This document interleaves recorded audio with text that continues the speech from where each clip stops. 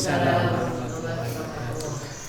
Selamat pagi, selamat bertemu lagi dengan kami di channel KUA Menyapa dalam podcast yang berjudul Kesehatan Reproduksi untuk Calon Pengantin.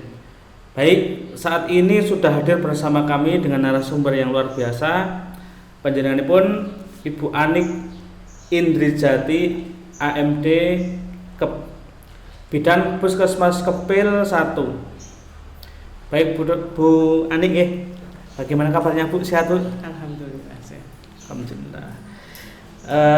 Pada pagi hari ini kita akan mengangkat tema dengan judul Kesehatan Reproduksi Calon Pengantin, di mana pada waktu ini, kesempatan ini banyak calon pengantin yang kurang menyadari Bu akan pentingnya kesehatan, terutama untuk reproduksi. Kesehatan reproduksi itu sangat penting untuk kesiapan, baik kesiapan kehamilan maupun kesiapan mengenai kesehatan yang harus dijaga terkait dengan penularan penyakit dan lain sebagainya.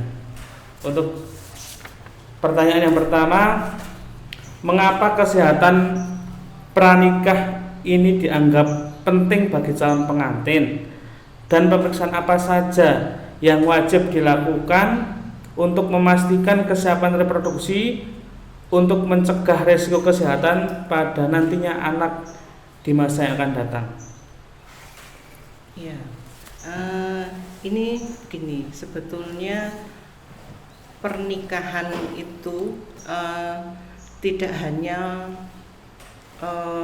mempersatukan dua hati, tapi pada umumnya sekarang itu dituntut untuk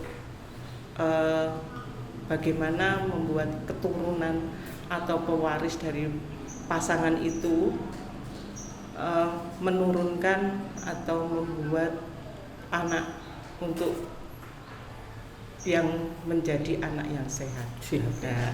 Nah, maka dari itu ada beberapa pemeriksaan kesehatan reproduksi dalam pranikah. Itu adalah salah satunya tujuannya untuk mengurangi kemungkinan kelainan bawaan atau yang disebut dengan talasemia, kemudian untuk mencegah atau mengurangi penyakit yang bisa ditularkan melalui hubungan seksual seperti HIV, kemudian hepatitis B, kemudian ada sifilis atau yang disebut dengan PMS.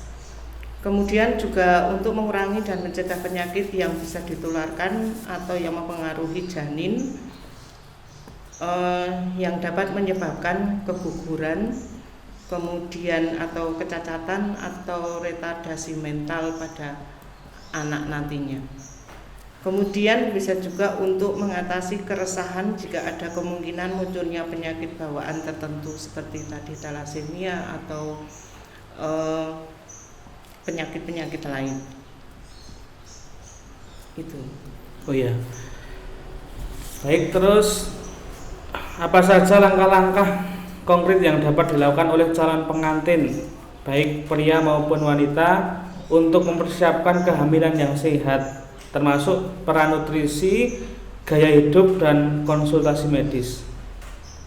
Untuk langkah-langkahnya itu ada pemeriksaan fisik, pemeriksaan untuk gizinya, kemudian imunisasi, dan selanjutnya untuk organ reproduksinya tersendiri. Untuk fisiknya nanti dia bisa dilakukan pemeriksaan tubuhnya. Kemudian untuk gizinya dia untuk menu seimbang, gizi seimbang, imunisasi yang biasa kita lakukan adalah imunisasi TT.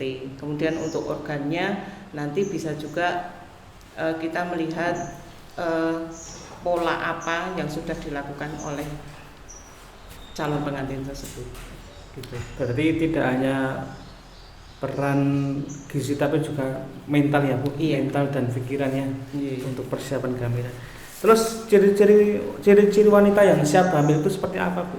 Kalau wanita yang mau hamil berarti dia otomatis sesuai dengan aturan itu usianya sekitar 20 sampai 35. Itu 35 yang sehat. Kemudian dia juga sedang sehat terutama. Kedua, dia masa subur atau biasanya ditandai dengan keluarnya lendir dan yang berwarna putih kental seperti telur. Itu. Ya, berarti untuk umur itu dari 20 sampai 35 tahun Iya. yang kalau 35 itu sudah termasuk resiko tinggi. Resiko tinggi ya. Misalnya khawatir nanti untuk calon anak atau kesehatan ibunya gitu ya Bu ya. Iya. Untuk berarti ini dianjurkan untuk hamil itu dibatasi ya 35 tahun. Iya. Ya, terima kasih. Untuk selanjutnya, bagaimana calon pengantin pria dapat menjaga dan meningkatkan kualitas kesehatannya, khususnya terkait fungsi reproduksi dan kesuburan, serta mitos atau fakta apa yang perlu diketahui? Yang jelas kalau ini hanya untuk pria tok ya. Ya. Ya. Kalau untuk pria jelas dia mesti harus sehat, dia harus bugar, berarti harus banyak olahraga, dia menghindari rokok, menghindari obesitas, kemudian untuk narkoba juga terutama itu yang harus dihindari. Untuk makanan-makanannya apa saja Bu yang harus disiapkan untuk menunjang kesehatan reproduksi pada pria ini? Untuk makanan harusnya menu gizi seimbang. Ya, ya ada sayur, ada buah, kemudian ada daging itu. Terus ada lagi nggak untuk pola pikir atau gimana supaya menunjang reproduksi pria ini supaya lebih sehat lagi? Ya itu tadi untuk pola tidur dia harus diatur. Yang biasanya tidur malam dia harusnya tepat. Jangan sampai lebih dari jam 10:30 malam. 11 malam. Ya. Terus bagaimana pasangan calon pengantin ini membangun komunikasi yang terbuka mengenai kesehatan seksual dan reproduksi, serta mengelola ekspektasi dan stres terkait perencanaan kehamilan atau masalah reproduksi? Nah, kalau ini berarti kita harus membuat dua pasangan ini mempunyai kesepakatan dulu. Sebelum dia melakukan pernikahan, dia harus melakukan kesepakatan apakah yang pertama apakah dia mau cepat punya anak, ya, apa dia akan menunda, kemudian dia juga harus merencanakan kapan itu dia mau mulai punya anak, terus dia juga harus memberikan kesempatan masing-masing calon ini untuk keterbukaan, kejujuran, ya, pasangan ini. Ya, soalnya salah satunya adalah kalau dia tidak jujur, terutama dengan penyakit yang pernah diderita. Kalau dia tidak jujur, otomatis nantinya dia juga akan selamanya tidak bisa berumah tangga dengan baik, gitu. Terutama untuk penyakit-penyakit seperti kayak HIV, kayak sifilis, itu sekarang marak sekali.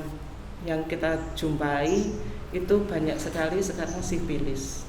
Yang mungkin yang laki-laki tidak tahu, tapi yang perempuan sedang mengidap bisa nanti malah akhirnya dia tidak akan bisa menikah karena merasa dibohongi oleh pasangan, gitu. Terus yang terakhir, pesan Ibu Anik untuk calon pengantin terkait kesehatan reproduksi bagi calon pengantin yang akan mendaftar nikah. Iya. Terima kasih. Saya hanya berpesan kepada para calon pengantin, terutama jangan terlalu buru-buru untuk menikah. Kita harus melihat usia dan kita juga harus melihat keadaan diri kita apakah sudah siap untuk menikah, karena menikah itu tidak hanya sekedar menikah, tapi kita akan menghasilkan suatu keturunan yang nantinya akan membuat keturunan itu menjadi keturunan yang sehat, yang tidak, apalagi sekarang digencar-gencarkan tidak stunting. Stunting ya. Ya, berarti dirinya juga harus diri badannya dari masing-masing mempelai itu sehat, kemudian dia juga tidak terkena suatu penyakit, dia tidak menularkan suatu penyakit, kemudian bila ada keluhan atau dia ingin program, sebaiknya dia untuk ke petugas kesehatan yang lebih berwenang, yaitu dokter spesialis kandungan. Itu saja. Untuk dari anak pertama ke anak kedua yang paling baik berapa tahun ya untuk hamilnya? Bisa 5 tahun. Idealnya berapa tahun, Bu? Ya itu 5 tahun. Kalau mau 3 tahun nggak apa-apa. Ya, demikian Bu, terima kasih atas waktunya pada pagi hari ini dapat membersamai di channel KUA Menyapa. Demikian perbincangan pada pagi hari ini, semoga bermanfaat. Sampai jumpa lagi di podcast selanjutnya. Saya akhiri, wassalamualaikum warahmatullahi wabarakatuh. Waalaikumsalam warahmatullahi wabarakatuh.